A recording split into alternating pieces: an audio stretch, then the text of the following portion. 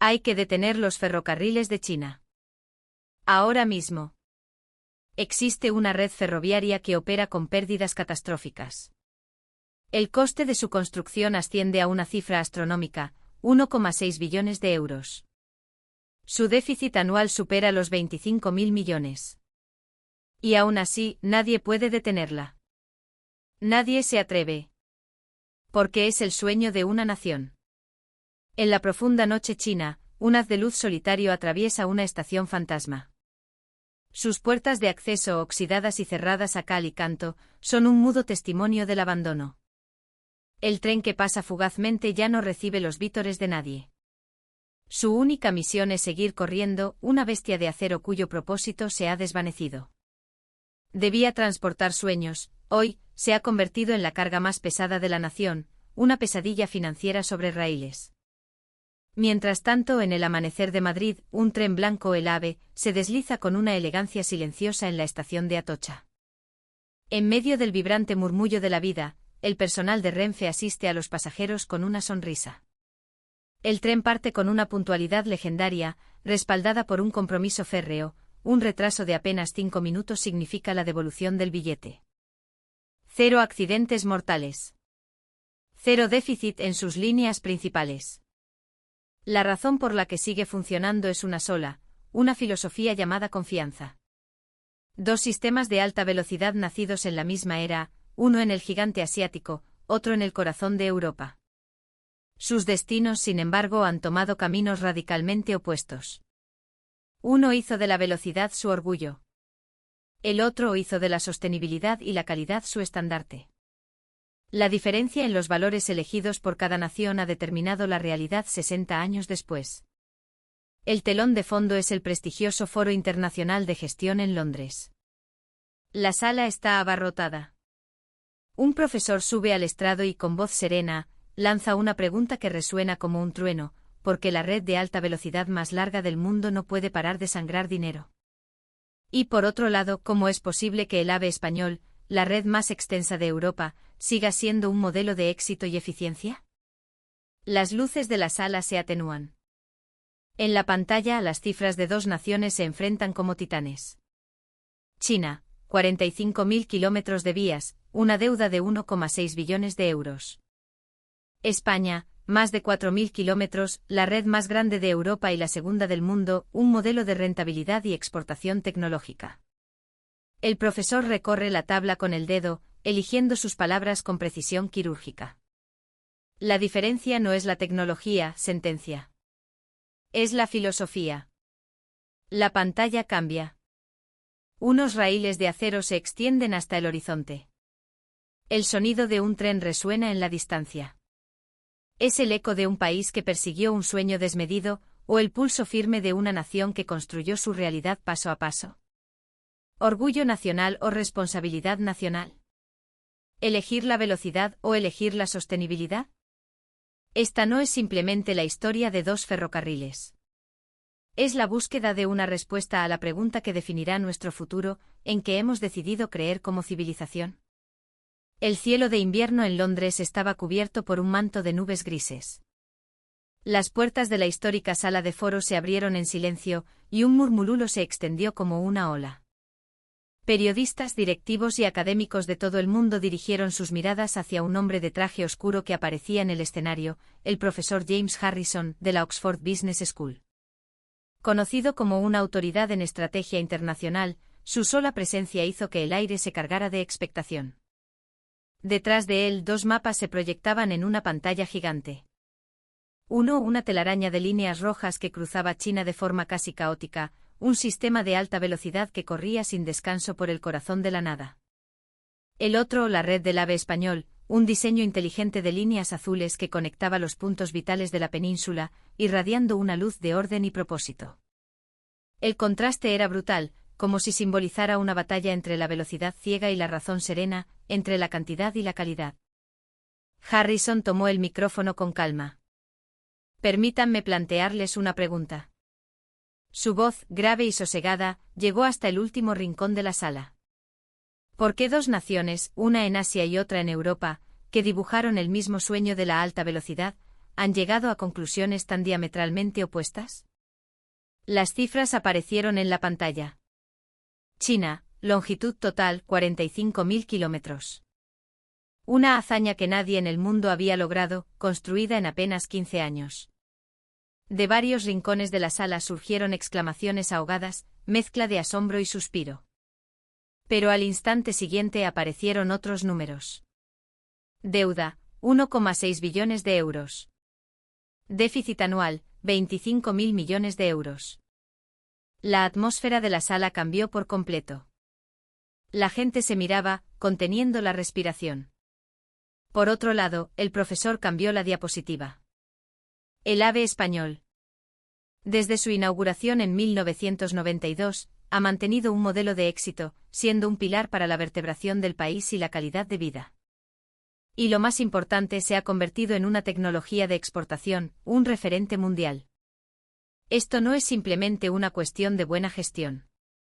Es la diferencia en la filosofía con la que una nación diseña su futuro. En el silencio, solo resonaba la voz del profesor. China priorizó el prestigio nacional y una idea abstracta de bienestar para el pueblo. España priorizó la eficiencia, la cohesión social y la calidad de vida. Ambos caminos partían de una buena intención. Pero los resultados han sido dramáticamente distintos. La pantalla se oscureció y emergió una fotografía en blanco y negro, la China de los años 90. En el andén de una estación cubierta de nieve, una marea humana se abalanzaba sobre un tren anticuado. No había asientos, ni siquiera espacio para estar de pie. Hombres colgando de las ventanillas. Una madre con su hijo pequeño en brazos, de pie en medio del frío glacial. Esta era la realidad antes de la alta velocidad, continuó el profesor con voz grave. En este país, el simple hecho de transportar personas era un acto de esperanza. Los rostros de la audiencia, iluminados por la luz del proyector, estaban fijos en la fotografía. Entre ellos, un estudiante chino vestido de traje apretaba los labios con fuerza, mirando la pantalla. La estación de su ciudad natal. Recordaba el caos, la mano de su madre tirando de él, las noches durmiendo sobre un periódico en el suelo de un vagón abarrotado. La charla del profesor no era una simple lección de economía, era el eco de su propia vida.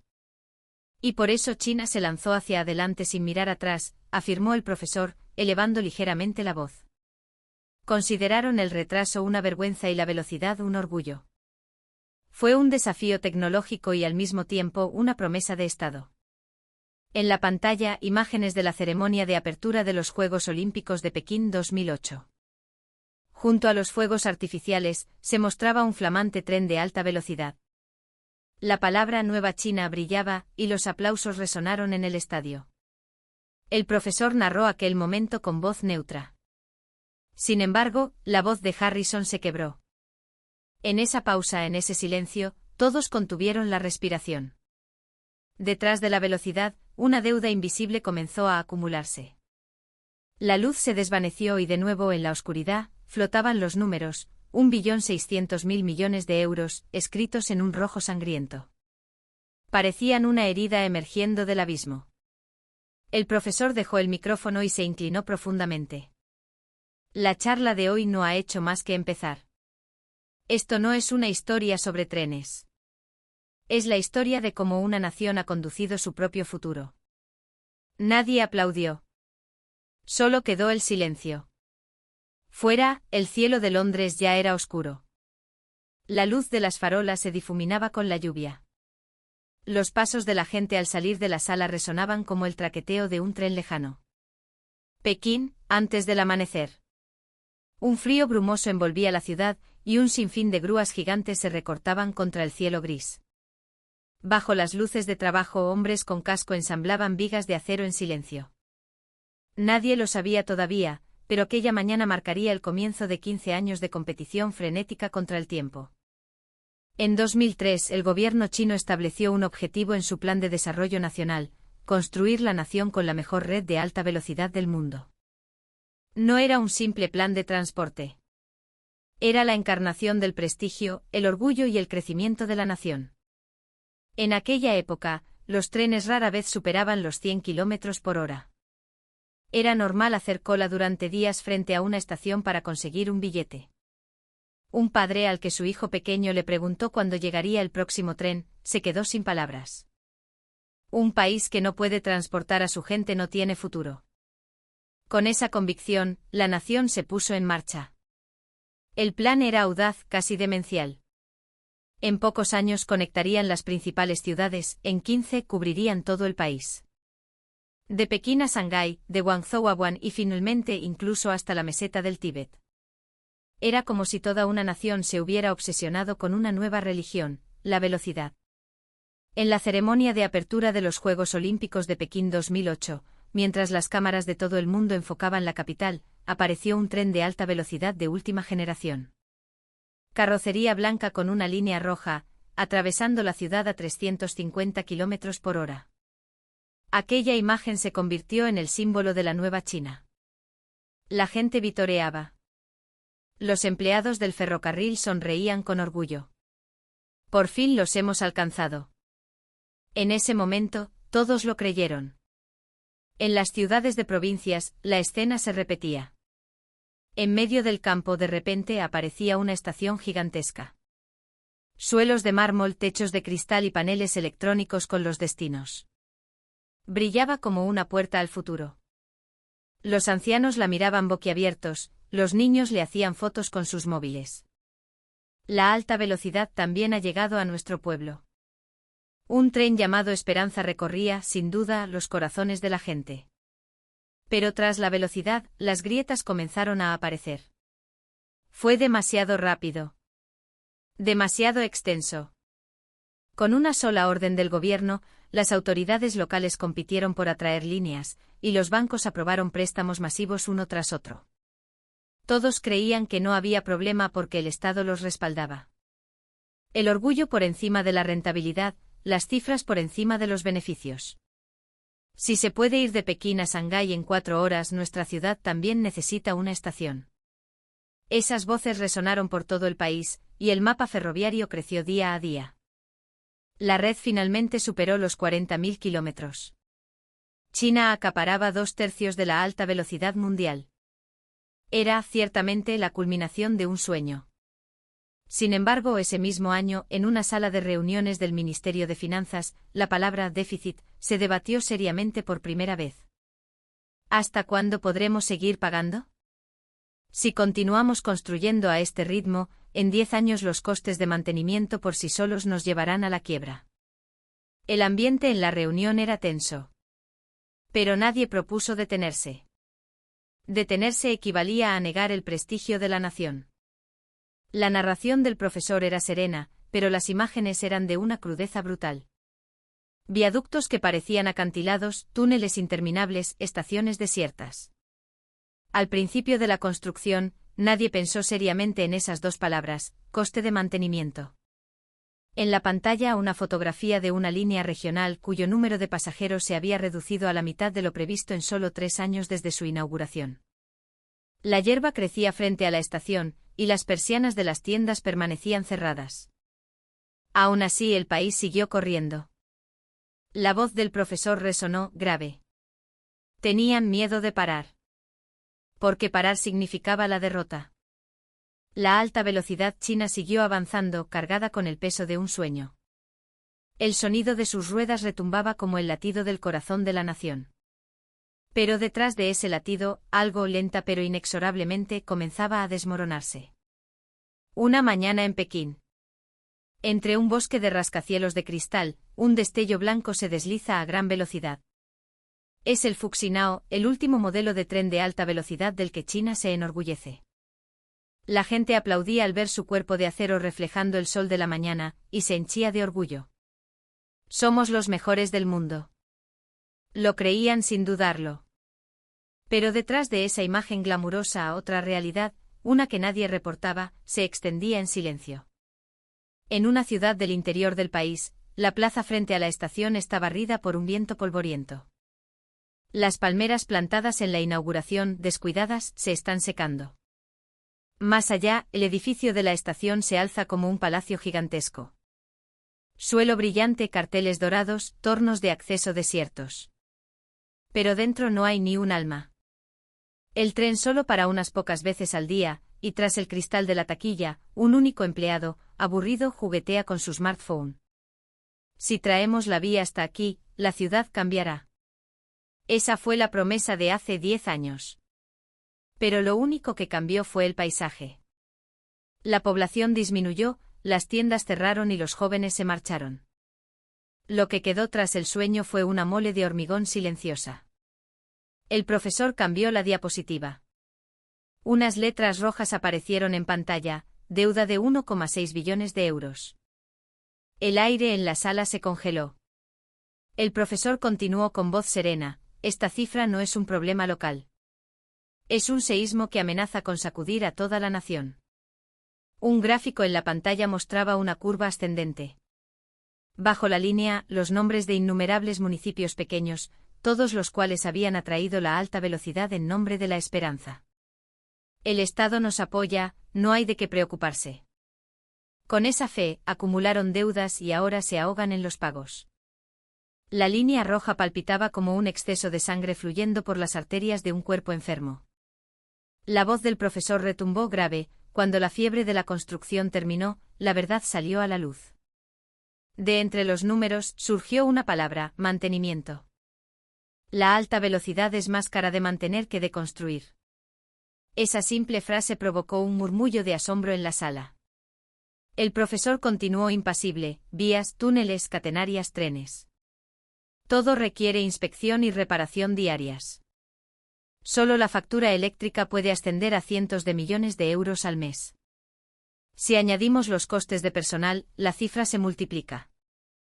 En la pantalla, imágenes de operarios trabajando de noche iluminando las vías. En la oscuridad solitaria, solo se movían los puntos de luz de sus linternas. Y aún así, no pueden parar, la voz del profesor ensombreció los rostros de la audiencia. Porque una vez que lo has construido, si lo abandonas, te ganas la ira del pueblo. Cada vez que se construía una nueva estación en un pueblo remoto, los residentes lo celebraban con júbilo. El gobierno ya no puede traicionar esas sonrisas. Si se detiene, el descontento se extenderá con la pregunta ¿por qué solo nuestro pueblo? Y la estabilidad política se tambaleará. Así, las líneas no rentables se mantienen vivas como símbolos políticos. El profesor hizo una pausa, mirando a la audiencia. En otras palabras, la alta velocidad china se ha convertido en el corazón de la nación. Pero es un corazón que late cada día a base de deuda. La pantalla cambió mostrando una vista nocturna de Pekín. Rayos de luz recorrían el espacio entre los rascacielos. La belleza de la imagen dejó sin aliento a algunos espectadores. Pero el profesor la llamó una prosperidad ilusoria. Lo que han creado es, sin duda, el ferrocarril más rápido de la historia de la humanidad. Pero a veces la velocidad también puede ser la velocidad de la ruina. La sala quedó en silencio. Nadie movía sus bolígrafos. Todos miraban la pantalla como si hubieran sido absorbidos por la imagen. Finalmente el profesor mostró una última escena, un anciano esperando un tren en un andén oxidado. Detrás de él, solo bancos vacíos y una tienda cerrada. El tren que él espera sigue funcionando hoy, dijo el profesor con voz queda. Pero el combustible de ese tren es la deuda del futuro. La imagen se desvaneció. Desde algún lugar del público se escapó un suspiro. Sonó débil, como el silbato de un tren lejano, pero resonó con una claridad inconfundible. Llovía.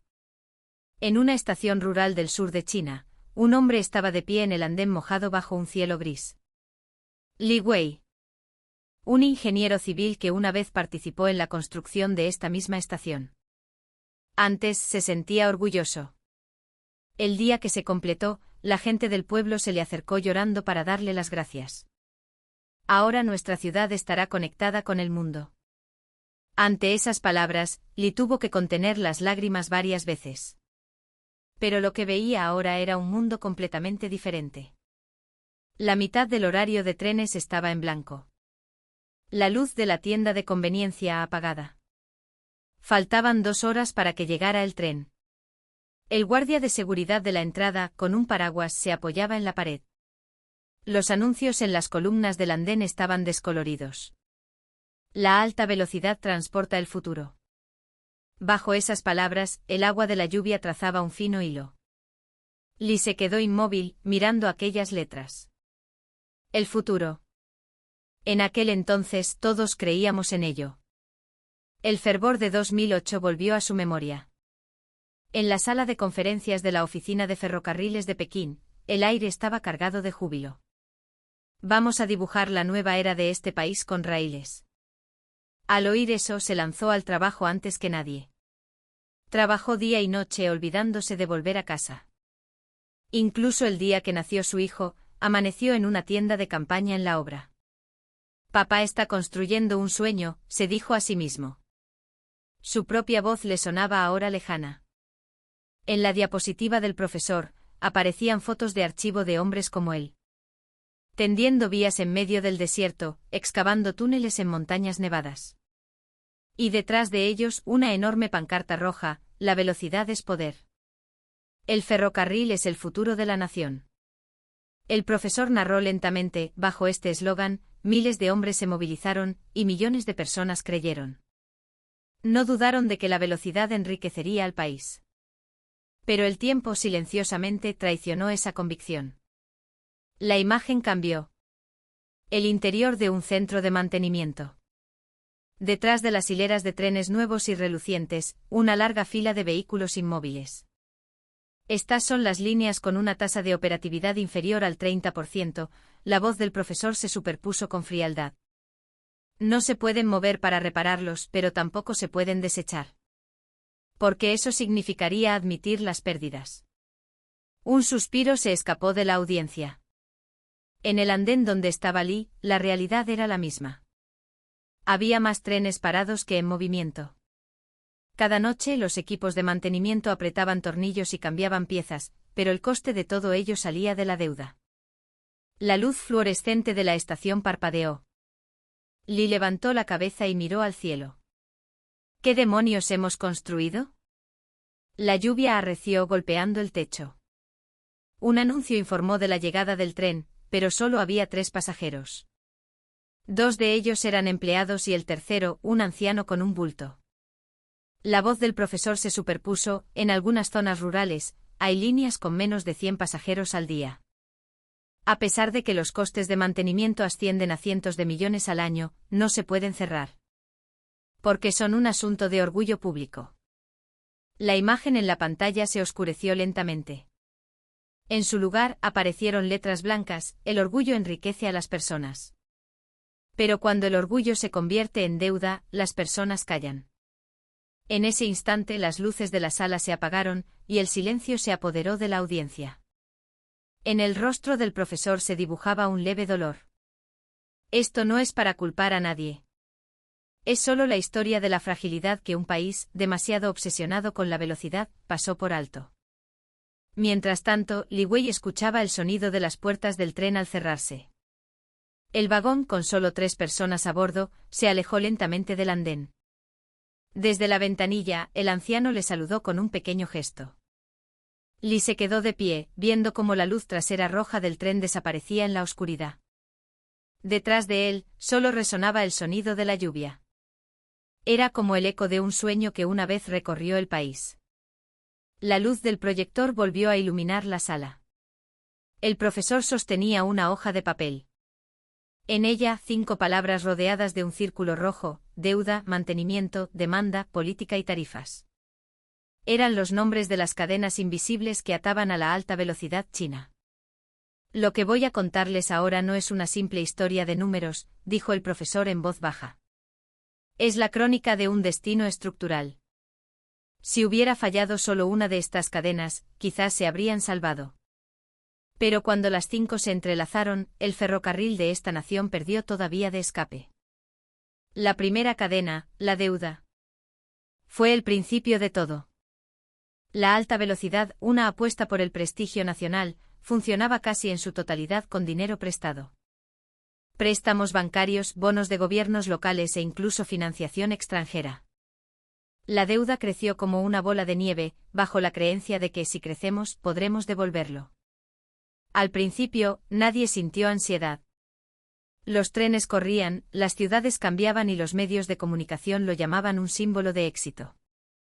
Pero con la desaceleración económica, los intereses se convirtieron en una carga insoportable.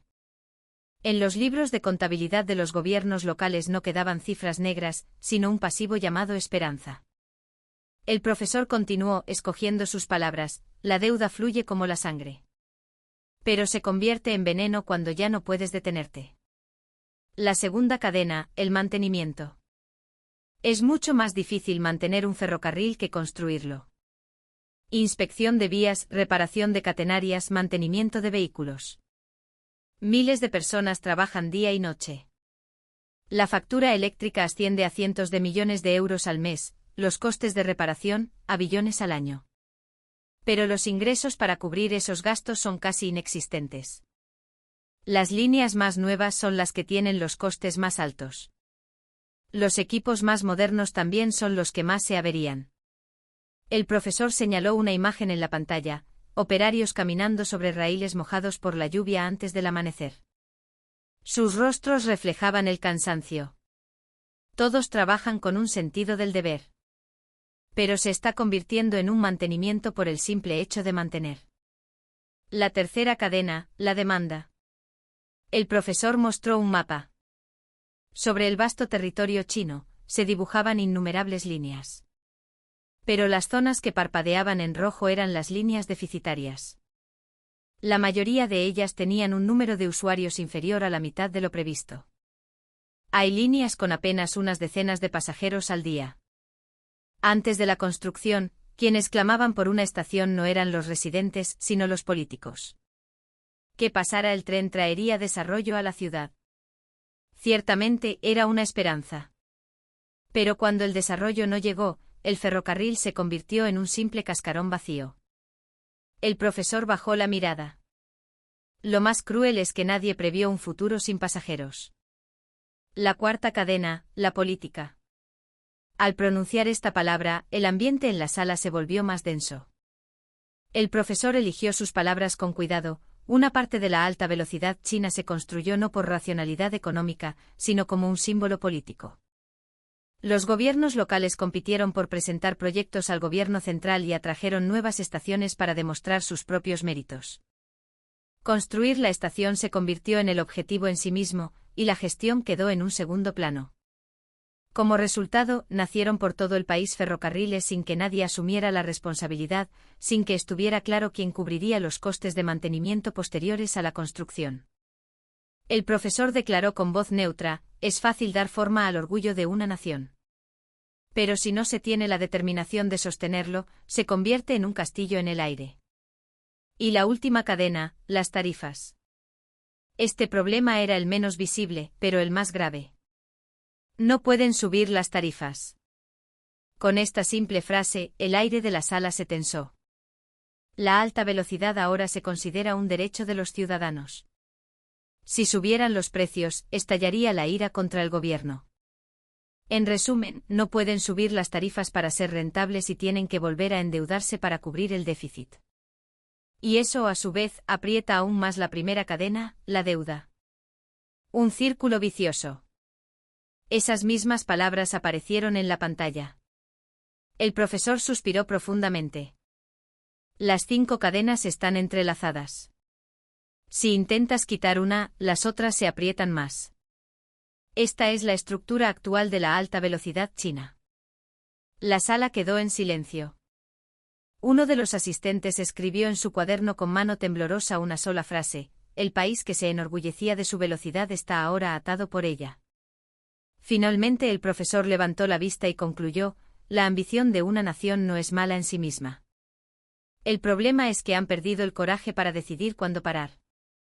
La pantalla se fundió a negro, y de nuevo cayó el silencio.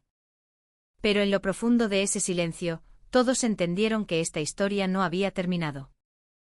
Más bien, la verdadera caída estaba a punto de comenzar. El amanecer en la estación de Atocha, en Madrid, estaba bañado por una luz suave y dorada. A las 6 en punto, una carrocería blanca se desliza silenciosamente hacia el andén. El AVE, capaz de alcanzar los 310 km por hora, se detiene con una suavidad casi imperceptible. La puntualidad es legendaria. En el andén, el personal de Renfe, impecablemente uniformado, ayuda a los pasajeros a embarcar en un flujo ordenado y sereno. La escena no está dictada por ninguna orden, es el resultado de una elección tomada hace más de 3 décadas. A finales de los años 80, España se preparaba para un evento que la pondría en el mapa mundial, la Exposición Universal de Sevilla 1992. El país, que salía de décadas de aislamiento, necesitaba un símbolo de modernidad, un proyecto que demostrara su capacidad para unirse a la vanguardia de Europa. En ese momento un grupo de visionarios dijo: conectemos Madrid y Sevilla con un tren que vuele sobre los raíles. Parecía una quimera. ¿Un tren de alta velocidad en un país con una red ferroviaria envejecida? La oposición fue considerable, pero España, con audacia, eligió ese camino. Se creó una infraestructura desde cero. No se trataba de mejorar lo existente, sino de crear el futuro. Esa decisión sentó las bases del éxito del AVE. En una pequeña sala de reuniones de Madrid, jóvenes ingenieros y planificadores se inclinaban sobre un mapa. Vamos a crear un ferrocarril que vertebre el país, que una a las personas. Era un desafío sin precedentes. Se primó la lógica y la eficiencia. ¿Qué ciudades era crucial conectar? ¿Qué corredores generarían un verdadero impacto económico y social? Salieron a la calle, escucharon las necesidades de la gente. Un empresario les dijo: poder desayunar en Madrid y almorzar en Sevilla cambiará la forma en que hacemos negocios. Una abuela comentó: qué maravilla, podré ver a mis nietos en Barcelona en menos de 3 horas. Los primeros años fueron de un esfuerzo titánico. Pero durante ese tiempo aprendieron una lección fundamental: para generar prosperidad, no solo hay que vender velocidad, sino calidad de vida. Renfe, el operador, convirtió la puntualidad en una religión. Su compromiso de puntualidad es único en el mundo. Por un retraso superior a 5 minutos en algunos trayectos, se devuelve el 50% del billete, si supera los 30 minutos, el 100%. El resultado: el AVE se convirtió en el tren más puntual del mundo, un símbolo de fiabilidad. Pero no se detuvieron ahí. Transformaron las estaciones en el corazón de las ciudades. Atocha, en Madrid, con su espectacular jardín tropical interior, se convirtió en un oasis urbano, un lugar de encuentro. Las estaciones dejaron de ser meros lugares de tránsito para convertirse en centros de vida, con restaurantes, tiendas y espacios culturales. Los ingresos generados en las estaciones ayudaban a sostener la red. Transportar personas con el tren, generar economía en la estación. Ese fue el modelo español. Y por supuesto, la seguridad se convirtió en el pilar fundamental. 0 accidentes mortales en más de 30 años de historia. Los ingenieros y técnicos trabajaban con un orgullo palpable: somos un ferrocarril que protege a las personas. Cada uno creía que su trabajo era el rostro de una España moderna y fiable. El profesor muestra en la pantalla un mapa de la península ibérica. Una red inteligente de líneas azules se extiende desde Madrid, conectando los puntos neurálgicos. Debajo unas letras brillantes: cohesión y fiabilidad. El AVE buscó la eficiencia económica, pero nunca sacrificó la confianza por el beneficio. Las luces de la sala se atenúan y un vídeo comienza a reproducirse. Un ave blanco atraviesa los campos de olivos de Andalucía bajo un sol radiante. Un tren cruza el viaducto sobre el río Ulla en Galicia, una proeza de la ingeniería. Familias sonriendo dentro de los vagones, cómodos y espaciosos. Y en los talleres, de noche, un técnico revisa meticulosamente cada tornillo. La voz del profesor se superpone con serenidad: el éxito del AVE no es un milagro. Es el resultado de medio siglo de una filosofía llamada responsabilidad, acumulada día a día. Se vuelve hacia la audiencia y pregunta lentamente por qué estas dos naciones, una asiática y otra europea, llegaron a resultados tan diferentes. La respuesta no estaba en la velocidad, sino en el sistema. Detrás del profesor, la pantalla se divide. A la izquierda, la caótica red roja de China. A la derecha, la inteligente red azul de España. Debajo, dos conceptos: dirigido por el Estado frente a impulsado por el mercado y la lógica social. China corrió para defender el honor de la nación. España planificó para construir la confianza de su sociedad. El mismo ferrocarril, pero con destinos diferentes, produce resultados diferentes. En un rincón de la sala, un joven estudiante murmura para sí: España no compitió por ser la más rápida, pero al final, ha creado el modelo más avanzado del mundo. El profesor, que parece haberlo oído, sonríe levemente y asiente. La velocidad no consiste en acortar distancias. Consiste en cómo acumulas confianza y tiempo. En ese momento, la atmósfera de la sala cambió.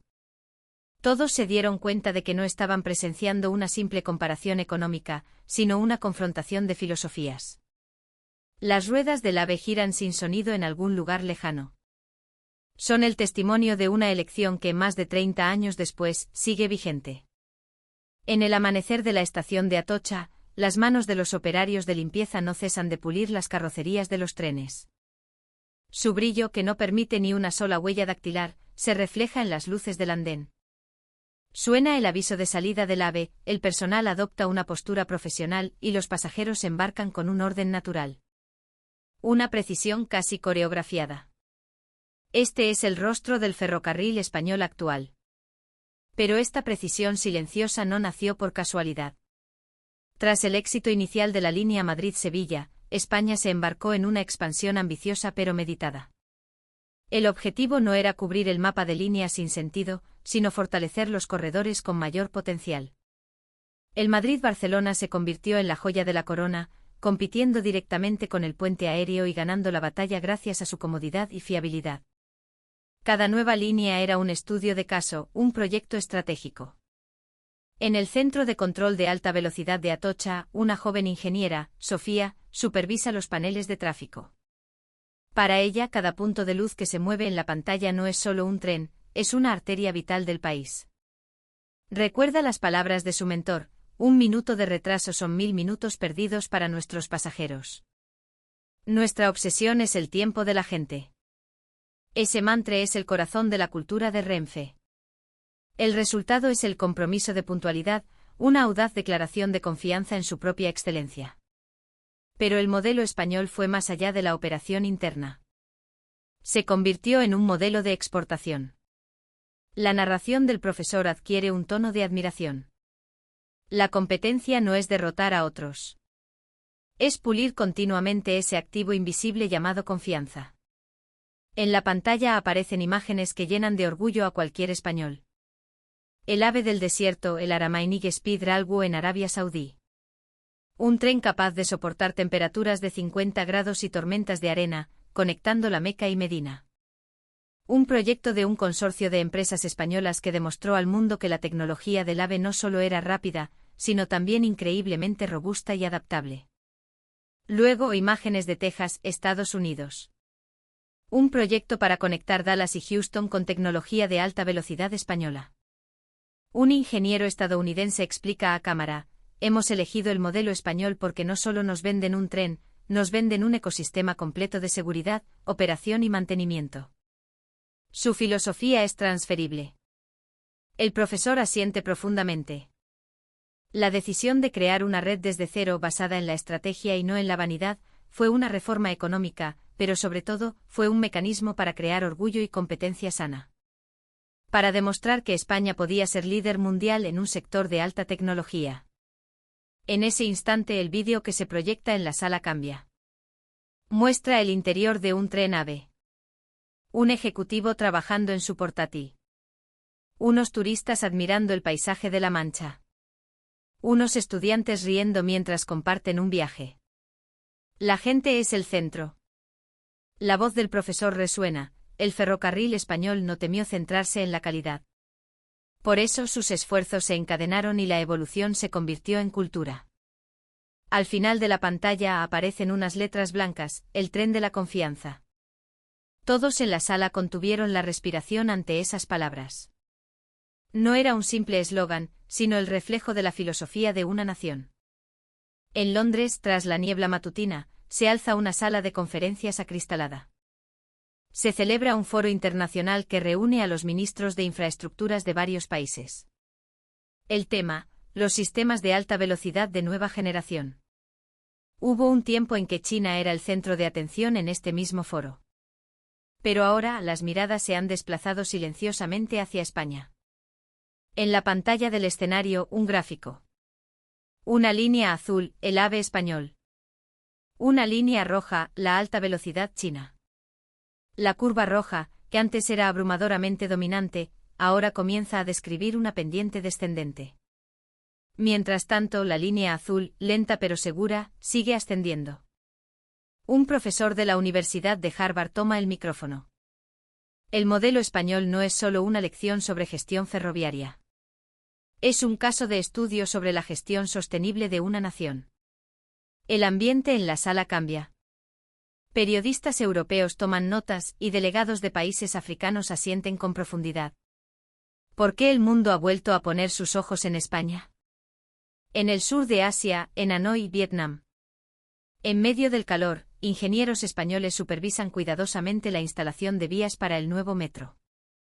Un técnico de mediana edad, secándose el sudor bajo el casco, dice: no se trata solo de la velocidad, sino de que pueda durar. Están implementando la cultura de seguridad del modelo español. Listas de verificación diarias, informes, registros de conversaciones. Al principio los trabajadores locales no podían ocultar su sorpresa ante tanto detalle. ¿Por qué tan meticuloso? El ingeniero sonrió y respondió: porque transportamos personas. Y eso lo es todo. Estas palabras se extendieron silenciosamente por la obra. Pronto los jóvenes supervisores locales comenzaron a llevar registros de inspección por iniciativa propia. No se transmitió la tecnología, sino la actitud. En la India, en Bombay, bajo un sol abrasador, políticos se reúnen en torno a una maqueta de un ferrocarril español. El primer ministro, con un casco blanco, entrecierra los ojos. Me han dicho que este sistema funcionará durante 50 años. Un intérprete asiente y un ingeniero español responde: sí, el diseño actual se basa en la premisa de que funcionará de forma segura dentro de 50 años. El primer ministro miró la maqueta durante un rato y dijo: lo que queremos es una velocidad que perdure en el futuro. Esas palabras se convirtieron en una frase inolvidable para todos los presentes. La narración del profesor se superpone: el mundo está empezando a exigir la responsabilidad que hay más allá de la velocidad. Después de que China asombrara al mundo con la cantidad, España lo convenció con la calidad. Estados Unidos, California. El proyecto de alta velocidad que antes se estaba desarrollando en colaboración con China ha sido ahora cambiado al sistema español. Un diseñador local comenta: los planos españoles tienen en cuenta el flujo de personas al milímetro. Incluso el ángulo de un banco en una estación tiene una filosofía de prevención de accidentes. Y añade con una sonrisa: eso no es tecnología, es filosofía. El profesor concluye su intervención: la palabra alta velocidad parece contener solo la idea de rapidez. Pero España le ha añadido 3 conceptos: vida, responsabilidad y honestidad. En la pantalla aparece un mapa del mundo. En él los nombres de los países que han adoptado o están considerando adoptar el modelo español: Tailandia, India, Reino Unido, Estados Unidos, Indonesia, Arabia Saudí. Y lo más impactante de todo, incluso algunos gobiernos locales de China, el país que supuestamente los había superado, habían solicitado formación en el sistema de gestión de seguridad español. La expresión del profesor era serena. China eligió la economía de la velocidad. España eligió la economía de la confianza. No puedo decir cuál es la correcta, pero los resultados hablan por sí solos. La imagen cambia. Un ave blanco recorre un paisaje nevado. La luz se refleja en su carrocería, y parece una flecha que atraviesa el cielo. Detrás de él, unas letras emergen lentamente: la velocidad termina. La confianza permanece. Un aplauso silencioso surgió de la sala. No era un sonido de aclamación, sino de respeto. Un valor llamado orgullo, que no se puede medir con cifras económicas, estaba siendo reevaluado por el mundo. Medianoche en Pekín. La lluvia golpeaba el asfalto y la luz de las farolas se emborronaba en los charcos. En ese silencio, solo la sala de conferencias del Consejo de Estado chino seguía iluminada. Es la 1 de la madrugada. Tras una gruesa puerta insonorizada, decenas de altos funcionarios rodean una mesa redonda. El tema de la agenda es uno solo: la reestructuración de la alta velocidad. El director de la Oficina Central de Finanzas golpea la mesa con un informe. Solo el mantenimiento cuesta más de 25.000 millones de euros al año. El déficit es una bola de nieve. ¿Qué piensan hacer? Nadie responde a su voz airada. El aire es pesado. Todos se repiten la misma pregunta en su interior. Saben el peligroso eco que tiene la palabra parar. En una de las páginas del informe, se detalla el balance de cada gobierno local. Solo 3 líneas tienen superávit. El resto, todas en números rojos. En algunas líneas, la tasa de ocupación es inferior al 20%, y los planes de desarrollo alrededor de las estaciones se han estancado. Pero los alcaldes locales no permiten ninguna retirada.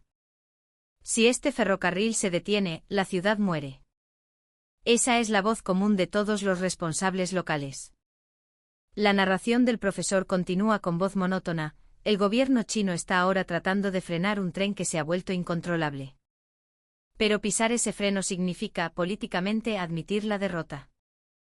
En la pantalla se proyectan las propuestas de reforma política a partir de 2024, integración de las compañías ferroviarias locales, introducción de capital privado, aumento gradual de las tarifas. Pero el profesor niega con la cabeza en silencio. El problema no es la política, sino la psicología.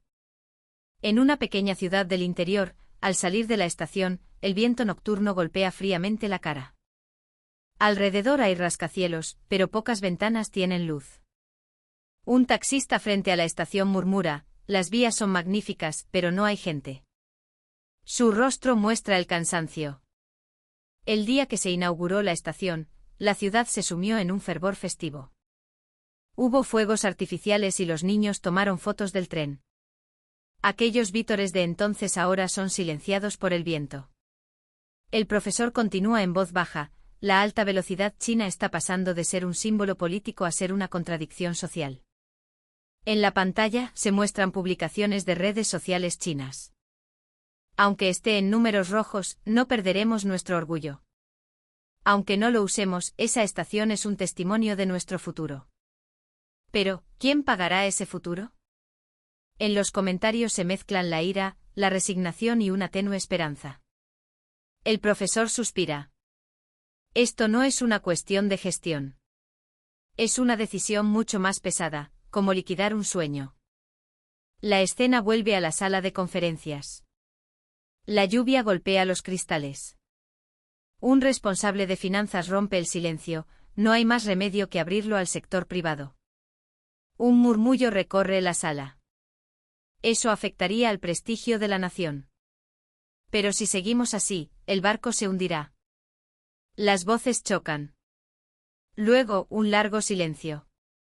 Todos se daban cuenta de que eligieran lo que eligieran, no podían escapar del dolor. En el acta de esa noche, quedó registrada una breve frase: inicio del estudio para la privatización de algunos tramos. Pero una pequeña nota al pie lo decía todo: fecha de anuncio por determinar. Considerar el impacto social y proceder con cautela. La voz del profesor resuena gravemente: China ha logrado la construcción más audaz de la historia. Pero lo que necesita ahora es una retirada valiente. La sala quedó en silencio. Nadie en la audiencia se atrevía a respirar. El profesor, sin apartar la vista de la pantalla, pronunció sus últimas palabras: la era de la velocidad ha terminado. Lo que se pone a prueba ahora es la capacidad de resistencia. En la pantalla, una única vía atraviesa una vasta llanura. A lo lejos se ve la silueta de un tren. Lenta pero segura, está desacelerando. Y como si la tierra exhalara un suspiro, la lluvia cesó. En la sala del Foro Internacional de Londres, el silencio había vuelto a instalarse. En la pantalla del escenario, las cifras simbólicas de dos naciones permanecían enfrentadas. España, un modelo de éxito y orgullo. China, una deuda de 1,6 billones de euros. La diferencia no eran solo números. Es el registro de en que creyó cada nación para avanzar. La voz del profesor Harrison resonó serenamente por toda la sala. China eligió la filosofía de la velocidad. En un corto periodo de tiempo completó la red ferroviaria más larga del mundo y mostró el prestigio de la nación al planeta. Pero sus ruedas ahora empiezan a chirriar bajo un peso insoportable. Por otro lado, España eligió la filosofía de la confianza. Sin prisas, sin ansiedades, anteponiendo la sostenibilidad al beneficio inmediato. Y ahora, silenciosamente, se está convirtiendo en el estándar mundial. El profesor mostró una diapositiva. Era una antigua fotografía de la España de los años 80. Con un país aún en transición, la imagen mostraba la determinación de un pueblo que creía en un futuro mejor y que apostó por la modernidad. España reconstruyó su imagen desde una encrucijada histórica. Por eso conoce el valor de la sostenibilidad. La pantalla del escenario cambió y a continuación, se mostró la imagen de una estación gigante y desierta en el interior de China. En las imágenes de su construcción, se veían multitudes y fuegos artificiales. Ahora, solo hay silencio y raíles oxidados. ¿Quién sostendrá el legado de este sueño?, preguntó el profesor. Se oyó a alguien en la audiencia contener la respiración. Este no es solo un problema de China. Es una pregunta sobre la ilusión del desarrollo que enfrenta toda la humanidad. Su voz se volvió profunda y grave. La historia económica siempre se ha repetido. Los países que buscan la velocidad acaban por no poder soportar el peso. Los países que creen en la solidez con el tiempo convierten la confianza en un activo. Una nueva imagen apareció en la pantalla. Jóvenes trabajando en las obras del tren de alta velocidad en la India. Delegados africanos leyendo manuales de seguridad españoles en un centro de formación. Y estudiantes en Europa investigando los datos de operación del AVE. La voz del profesor se superpuso. La razón por la que el ferrocarril español se está expandiendo por el mundo no es su velocidad, es su actitud. Porque crearon un sistema para acumular confianza, la tecnología se convirtió en cultura, y la cultura se convirtió en el orgullo de un país. Mirando la pantalla, dijo en voz baja, la alta velocidad china fue ciertamente un sueño.